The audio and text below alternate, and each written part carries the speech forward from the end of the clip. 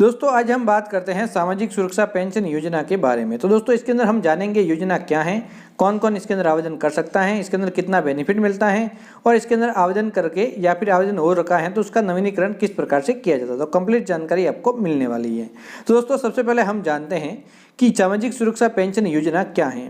तो दोस्तों मैं आपको बता देता हूँ कि इस योजना के तहत जो राजस्थान राज्य के निवासी हैं उनको सामाजिक न्याय व अधिकारिता विभाग के द्वारा जो आर्थिक, सामाजिक, शारीरिक रूप से कमजोर वर्ग के लोग हैं उनको मासिक आर्थिक सहायता पेंशन के रूप में दी जाती है, जिसको उनको जीवन व्यापन करने या फिर जो उसकी जरूरत की पूर्ति करने के लिए ये पेंशन दी जाती है, जो कि आर्थिक, सामाजिक व शारीरिक रूप से कमजोर की श्रेणी के अंतर्गत आते हैं। तो यहाँ पे कुल 4 वर्ग के लोगों को इसके अंदर शामिल किया गया है। पहला वर्ग है वृद्धजन, जिसकी आयु पुरुष के मामलों में 58 वर्ष, महिलाओं के मामलों में 55 वर्ष है। इसके अलावा दोस्तों विधवा व परित्याग महिलाओं की श्रेणी की जो भी महिलाएं हैं उन सभी को इसका बेनिफिट दिया जाता है। इसके अलावा 40% से अधिक विकलांग, जिसके विकलांग प्रमाण पत्र बना हुआ है 40% से अधिक विकलांग होने का, उन सभी को इस योजना का बेनिफिट दिया जाता है।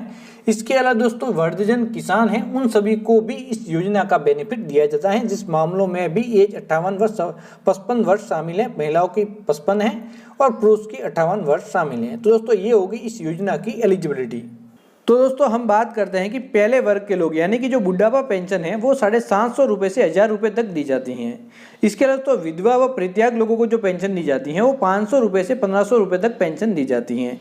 इसके अलावा जो विकलांग लोग होते हैं उनको 750 रुपये से 1500 रुपये तक, और इसी प्रकार से किसान को 750 से 1000 रुपये तक यहाँ पे पेंशन दी जाती हैं। दोस्तों यहाँ पे जो मैं बता रहा हूँ वो बीच का अंतर है, जैसे 750 से 1000 रुपये, उसका मतलब है कि अलग अलग एज ग्रुप के अंदर अलग अलग पेंशन दी जाती है। मान लो कि किसी की आयु 60 वर्ष है तो अलग पेंशन दी जाएगी, और कोई 75 वर्ष से अधिक हो जाता है तो उसके बाद अलग पेंशन दी जाती है, उसकी पेंशन बढ़ जाती है। तो इसलिए दोस्तों मैंने यहाँ पे इस प्रकार से इस योजना का मैंने वर्णन किया है। अब दोस्तों हम बात करते हैं कि इस योजना के अंदर आवेदन किस प्रकार से किया जा सकता है। दोस्तों अब हम बात करते हैं कि इस योजना का बेनिफिट लेने के लिए इस योजना के अंदर आवेदन किस प्रकार से किया जा सकता है। तो इस योजना के अंदर आवेदन करने का तरीका 2 है। पहला तरीका है कि आप एसएसओ पोर्टल के माध्यम से घर बैठे इसके अंदर आवेदन कर सकते हैं, अगर आपके पास कंप्यूटर का ज्ञान है।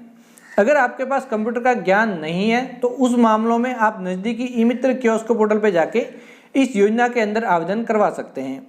आवेदन करने के लिए जब आप जाए तो आपको समय जाना होगा जिसका पेंशन का फॉर्म भरना है। इसके साथ ही साथ वो अपना जन आधार कार्ड वह बैंक खाते की पासबुक अपने साथ में लेके जाएगा। इसके साथ ही साथ आय प्रमाण पत्र, या फिर अगर विकलांग कैटेगरी से बंदा बिलोंग करता है तो विकलांग प्रमाण पत्र जन आधार कार्ड में अपडेट नहीं है तो लेके जाएगा।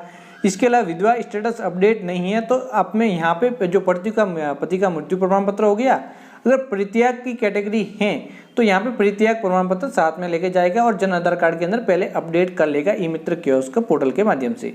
जन आधार कार्ड अपडेट किस प्रकार से किया जाता है उसके बारे में पहले वीडियो बना हुआ है, इसी वीडियो के नीचे लिंक आपको मिल जाएगा। इसके अलावा दोस्तों ई मित्र कियोस्क पोर्टल के माध्यम से आवेदन का वीडियो भी इसी वीडियो के नीचे मिल जाएगा, कंप्लीट प्रोसेस वाइज आपको स्टेप बाय स्टेप। तो वो दोनों वीडियो आप यहाँ पे देख सकते हैं। अब दोस्तों बात आती है कि एक बार आपने आवेदन कर लिया उसके बाद संबंधित विभाग के द्वारा जांच की जाती है।